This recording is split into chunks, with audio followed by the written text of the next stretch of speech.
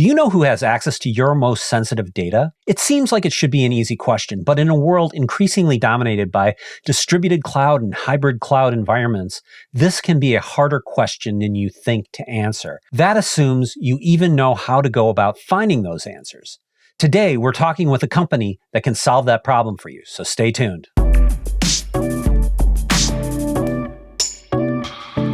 Hey everybody, this is Chris Brandt here with Sandesh Patel. Welcome to another FUTR podcast. In 2020, when the rush to cloud was in full effect, the founders of Veza asked tech leaders what their biggest concern about this was, and they said it was knowing who had access to their data. So they built Veza, an identity, authorization, and access platform. So today, we have with us frequent FUTR TV offender and Veza CRO, Brian O'Shea, to tell us why identity and access is so important and how Veza makes it easy. Welcome, Brian. Thank you very much, Chris. It's great to be back. Oh, love having you back. Good to have old friends back together again. Yes. And we always have a good conversation, so we're excited about this. And we're excited about talking about Veza because this is like really a hot spot in the market, I feel. But before we get there, could you give me a little bit of a lowdown on, sort of what the founder story was, how Veza came into being? The founders are kind of come from an interesting background in the sense that they are not from the security space. So Tarun, our CEO and co-founder, he was at IBM Labs, then was fairly early on at Data Domain, and then started his own data protection / distributed backup solution company, and really was of that data mind. Rob Witcher, similar background, early Data Domain, and Mao was also IBM Labs, but everyone came from kind of the data first perspective.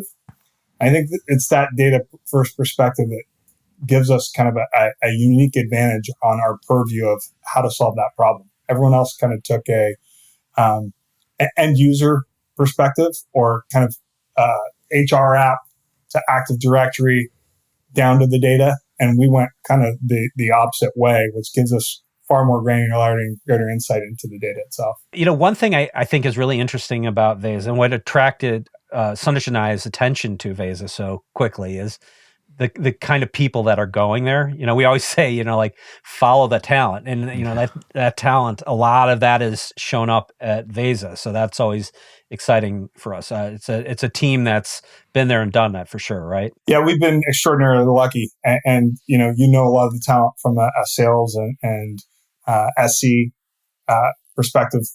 The engineering talent's extraordinary. The marketing talent, the operations, the customer success side is phenomenal also. And, I've been lucky enough to work with extraordinary customer success talent, but this ranks right up top with any company I've ever come across. But, how do you compel those people to go there? You compel them with, it's got to be an interesting market, interesting technology, an interesting problem to solve. And then, got to paint the vision that's going to be a huge opportunity. And I think everyone's bought into the fact that this is going to be a massive market, and we have an opportunity to be an early disruptor in the space. You guys are kind of creating a little bit of a category because you span several categories, really. I mean, you're kind of in the identity access management, your asset management, you're in the governance side of it.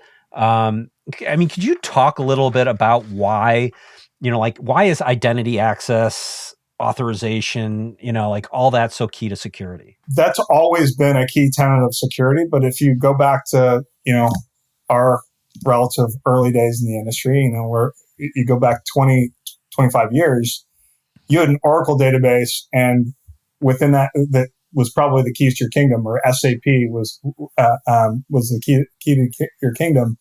And there were really well-defined role-based access controls. Every app has their own role-based access controls. The kind of difference between then and now is the distribution of those critical applications. It used to be your entire business ran on SAP or Oracle or what have you. And now you have Salesforce, SharePoint, and Box. You have all these SaaS applications. You also are typically running in a private cloud and a public cloud, or maybe you're just multiple public clouds. And you have that distribution of data all over the place. And so now you're dealing with not one RBAC or one way to access the data. You're dealing with potentially dozens or hundreds. It's not uncommon for an enterprise to have over 150 SaaS applications, half of which have what they deem critical assets or secure assets within them. HR data like Workday, customer data like Salesforce. These are incredibly sensitive data sets. Now, how do you make sure that the right people have access to it? And then what's the role of contractors in your business? You've got people coming in and out of the business. How do you make sure that you have that single source of truth of who's got access to what data? There's a myriad of other aspects where we come in, we can show instantaneous value, but it's really a gap in the market when you look at data down. Who can see these rows? Who can see these table spaces? Who can see, this S3 bucket?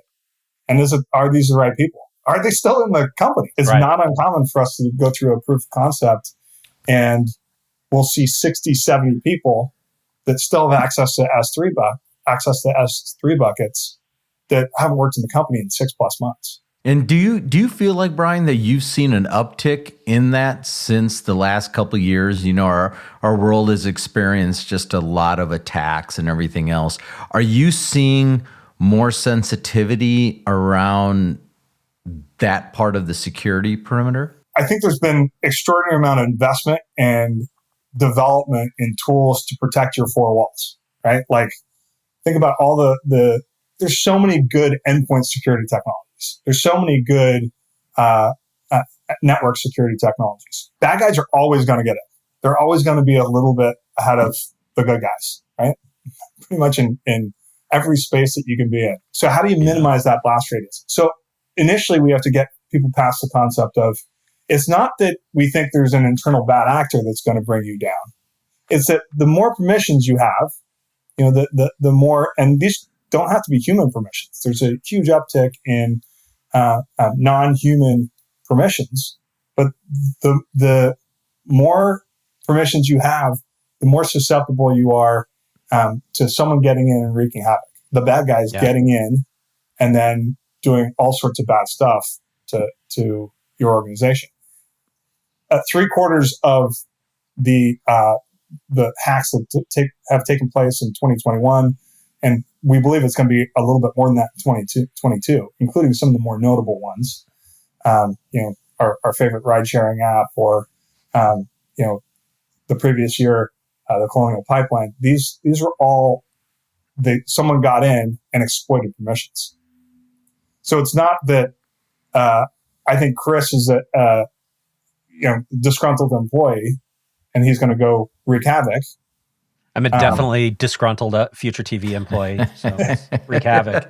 But if Chris can't access the benefits everything, then if someone gets access to Chris's permissions, then they can access everything and wreak havoc. There's all sorts of principles around this built in our security parlance today. The zero trust is something that you hear thrown around a lot.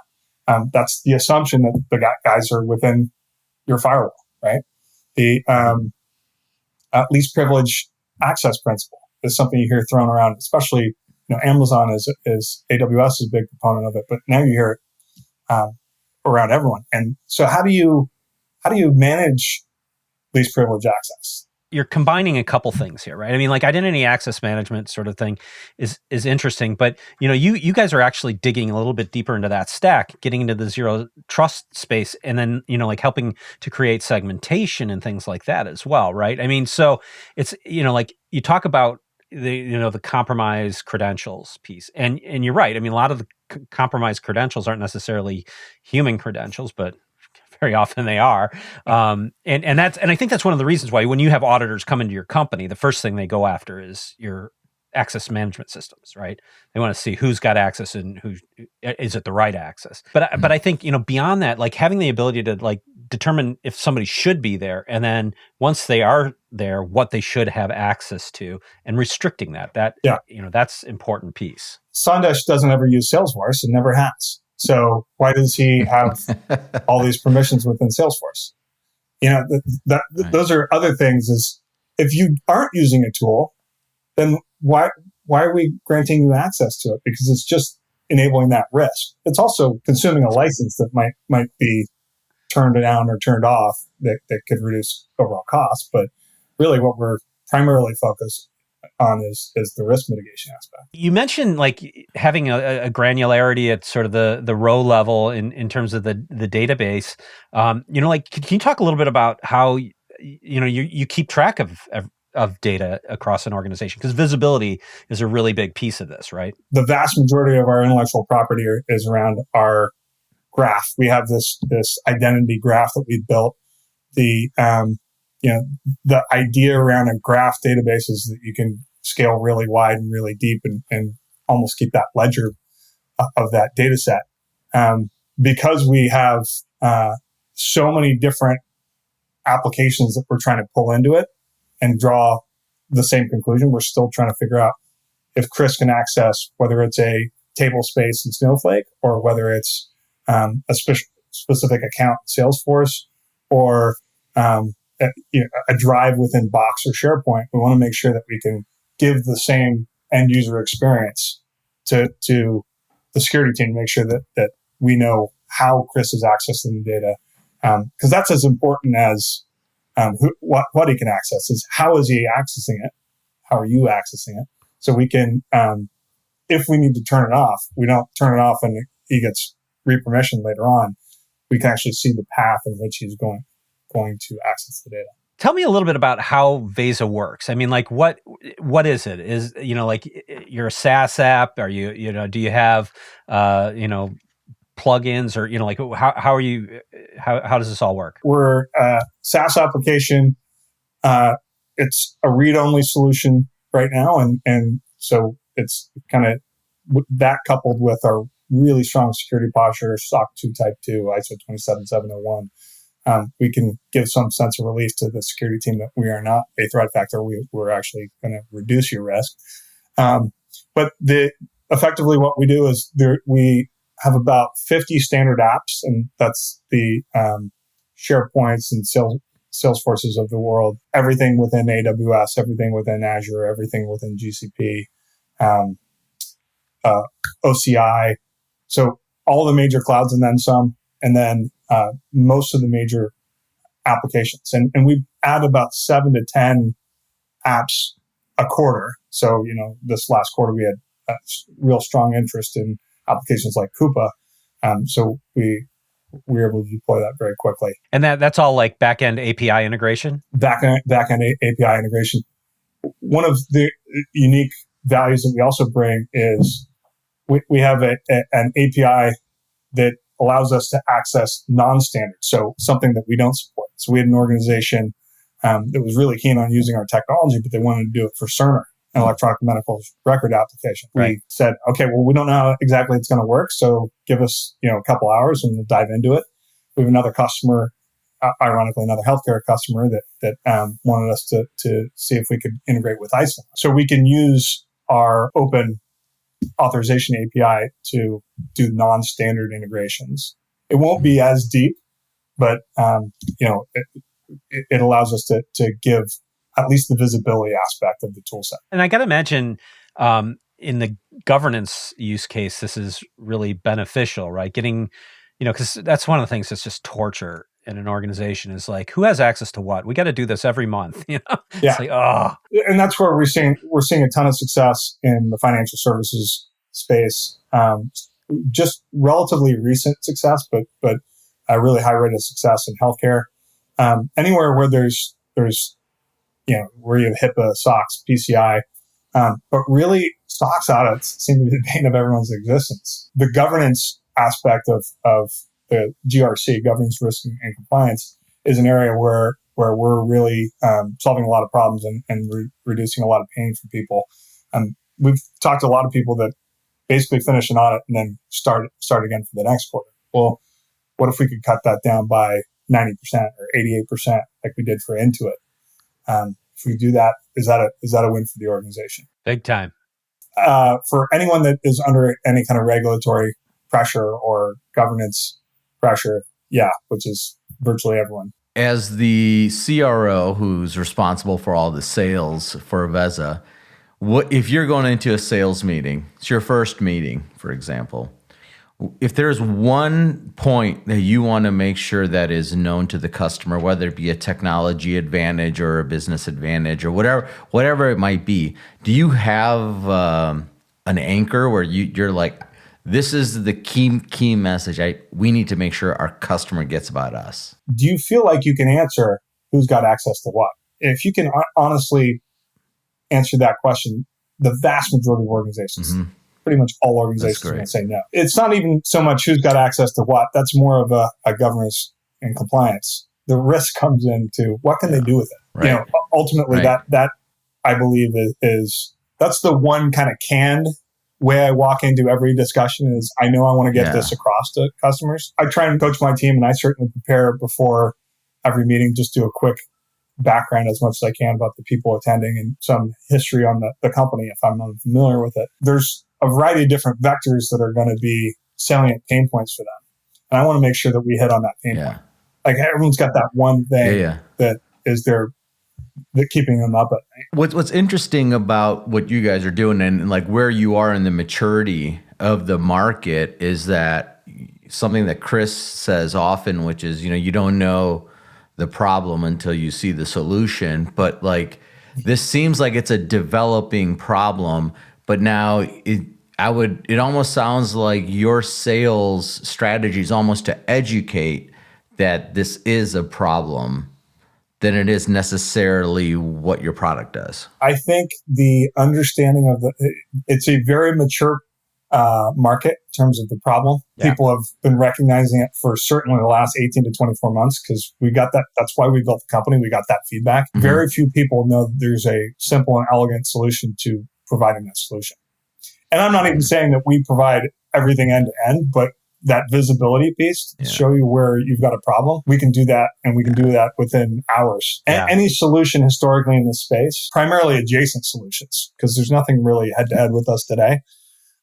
But adjacent solutions are typically a months-long professional service engagement, and the time to value is 5 to 9 months. Yeah. For us, it's if we're spending 5 to 9 hours without showing you value, we're disappointed. A lot of organizations, it's crawling devices and spreadsheets. One of the things that we've heard from a customer, and I'm not going to out the customer, but I was astonished by this. They said, even with a tool like this, we'll probably still have to show them the spreadsheets and the screenshots, meaning their auditors.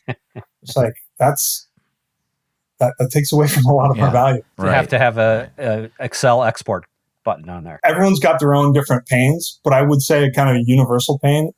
Some people might say, I didn't know I had a problem until you showed me. That's just very naive in the space, right? Especially, we were talking earlier about some of the layoffs that are happening in the industry. The reality is, over the next 4 years, there's going to be a lot of egress into the large enterprise. Have you talked to Twitter yet? We're trying to. You're going to see contractors come in and full-time employees move out. Then you're going to see rehiring happen because people over-rotated and laid too many people off. You'll see that happen. And then every time that happens, it's going to reveal some frailties in the business. People do this audit every quarter. Well, what if I could give you that kind of almost real-time audit throughout the life cycle of your business? That is a significant reduction in risk. And it's inevitably, it will be the way. It's just how quickly people gravitate to this part of the market. O'Shea, you've been at multiple companies early on. What is it that excites you the most about Veza? The customer is arriving at the pain point before we are. So I've only been here, I think, about 4 months. And I will tell you, one of my biggest frustrations early on is we couldn't get to we didn't get to the resonance with the customer until we did the POC. So there's no tagline. There's in data domain there was the no disk, no tape sucks. At Pure we had no disk. Yeah, tape sucks. Yeah, ripped that off from data domain, of course. But there's no bumper sticker that really tells the story all that well. It'd be a pretty long one. The other component is everyone has a different pain point. So we had to get to the demo before people found their own pain point. If I am looking to come to Veza as a sales rep, why would I come there? There's a long-term and short-term financial benefit, right? The short term is, our reps are overachieving in a pretty meaningful way. The long term is we think we're going to have a meaningful outcome as a company, a shared success as a company. Ideally in the public markets, that's the goal. I'm really focused on people that are customer obsessed. I mean, a lot of the people that we've hired, and I really have I believe a very good track record of hiring people that are customer obsessed and customer focused. If you're one of those people, know that you're in the right organization, and you want to feel like you're being disruptive and winning and selling cool stuff that matters. And I think we check all those boxes. Well, I'll tell you, like what Chris said earlier, I totally agree with what he said. When you start to see really good people going somewhere, you start to think like, what's going on over here? It's like, remember your early data domain days, all of a sudden really good talent was going to that organization, which really helped market the company. Because all of a sudden it's like, hey, everyone's going to data domain. It's like, hey, everyone's going to Veza. You've got a history of running a really great sales organization. So, I think that's a big part of it as well. Well, I appreciate that. I mean, it's when you hire great people and hold them accountable for great results, I think it becomes self-fulfilling, and people want to be around other great sellers. People want to be around other great SEs. Almost weekly, someone pings me as you're putting together an incredible sales team. I hope they mean sales and SE team, because as you know, Sandesh, I mean, where would you be without Chris? Oh, God. Where would any great salesperson be without their great SEs? Not on a podcast, I'll tell you that right now. Yeah, but to me, a great sales organization means you have great sales reps, great system engineers. No doubt. And everyone is customer obsessed. When you do that, then you get the kind of fanatical customer base that helps you market your technology. Totally, man. And don't the people matter so much? Like where you're at right now in the maturity of, forget about your technology, but just as an organization, everyone that comes to Veza is working there. They matter. Yeah. What they are doing has a significant impact on the organization, and I think that's the cool part. We have less than 130 people in the company. You can have a huge impact, and you better have a huge impact. You're not going to be here very long. That's the other side of things.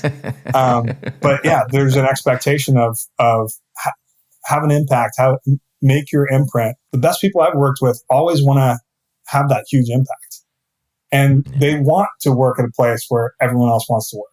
Yeah, and that only happens when you're delivering great results for customers, and you're probably working harder than you should be for a totally healthy lifestyle.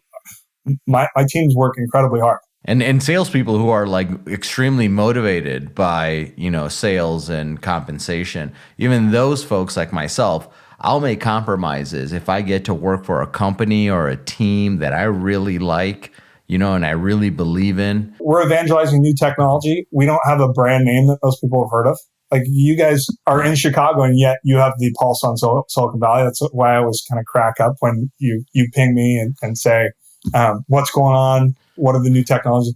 Like, dude, you have a better pulse on things than I do most of the time. Yeah, not even close. Not even close, man. You've introduced us to so many. That's why you're a frequent offender on this podcast, and you can come anytime.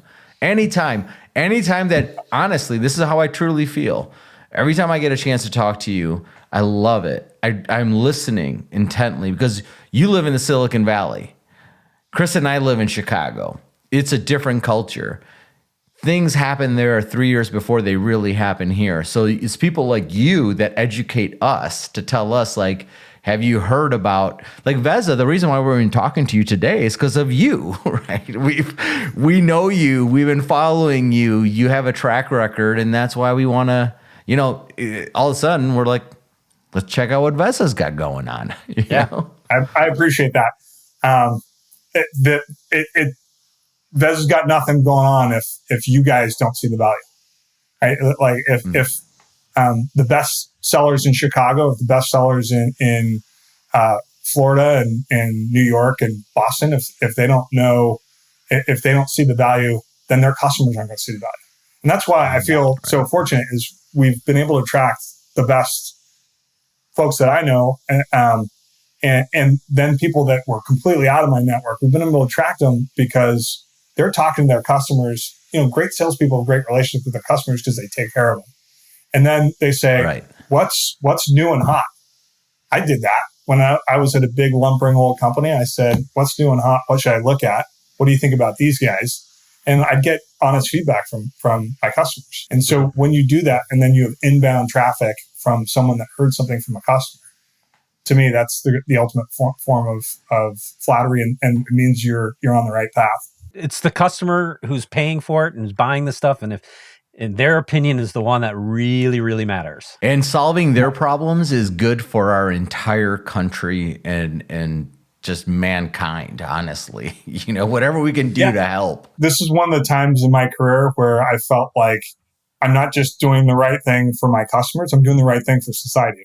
The more we can reduce ransomware or just bad actor events in general, the better things are for society. Like I'm not entirely altruistic in my view of this. I think this is going to be a great outcome, and I think we're going to build a great company. You mentioned a few great success stories that you guys have already had. I wonder if there's a couple, customers that you could talk about that, have really, you've really impacted. We came out of stealth in April of last year. Yeah. So, we're 11 months into the journey, or 10, not even 10 months, right? I should know. April's my birthday, so I should be able to do the math much more quickly. But we've got customers like Blackstone that have said that we've kind of transformed the way that they manage their Snowflake environment, and we're now supporting hundreds of applications of theirs through OA and our standard integration, and they're leveraging us for the GRC group is leveraging us throughout the business and specifically for the SOX audits. Being able to this is a metrics business and a storytelling business. But when I mentioned earlier the Intuit story about reducing the audit time by 85%, I mean, that's a huge impact. We had a customer in Minneapolis. I don't like to say this too loudly because, we're not solely focused on reducing costs for customers. But Bluecore, they have one of the largest BigQuery instances in the world. They were looking from a security perspective, hey, you haven't accessed these tables in months, if not years. Should we be looking to archive these or remove these? Bluecore will tell you that they saved over $1 million in their BigQuery bills because they were able to reduce the number of tables. So, there are some great stories. We actually have a Slack channel internally on cool stories.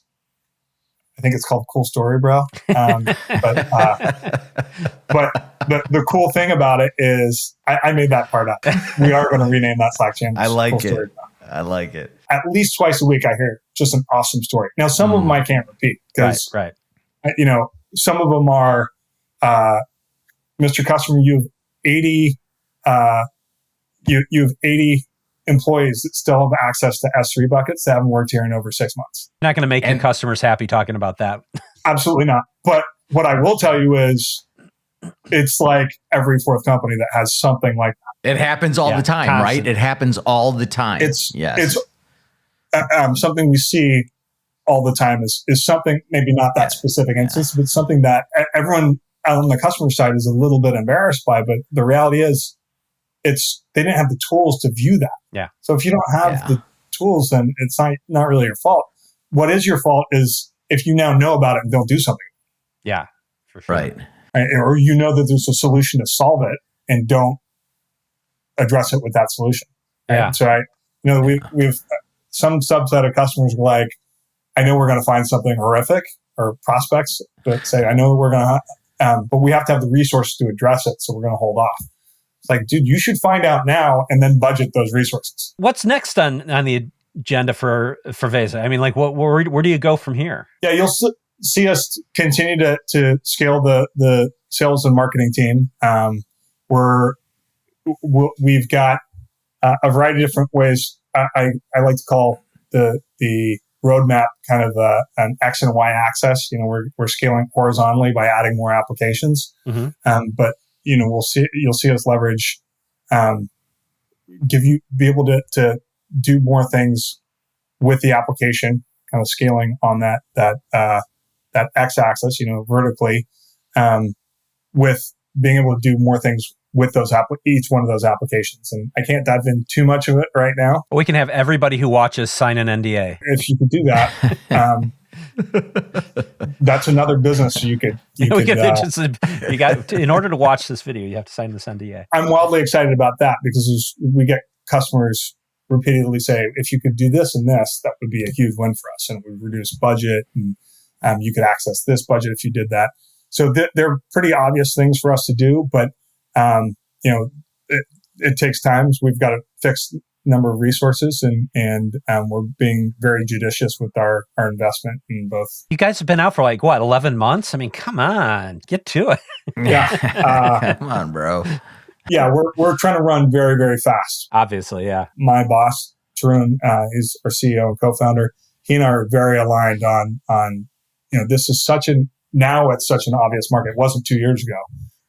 We're going to have plenty of competition. You guys got the right product at the right time, and you got the right people. And there's product market fit, which is really nice. Yeah, that's the big part, man. You don't even know if you have product market fit, but listen to everything that O'Shea just said, right? I mean, anytime a customer tells you, I like your stuff, you double down on it. You get that kind of feedback, you go after it. Well, Brian, thanks so much for coming on. It's, always a pleasure. And as Sandesh mentioned, you always have an invitation to come back.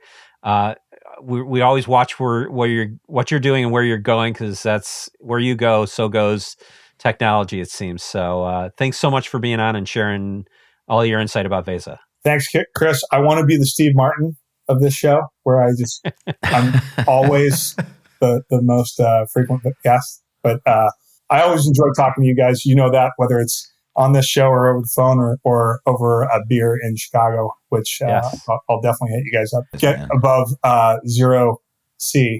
I'll see you out there. Learn to play banjo, and we'll work on the frequent guests sport coat. I'm happy to do that. At least the hair is going in the right direction. Yeah, there you go.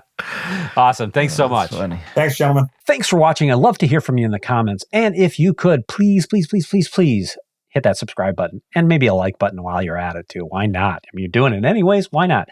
And I will see you in the next one.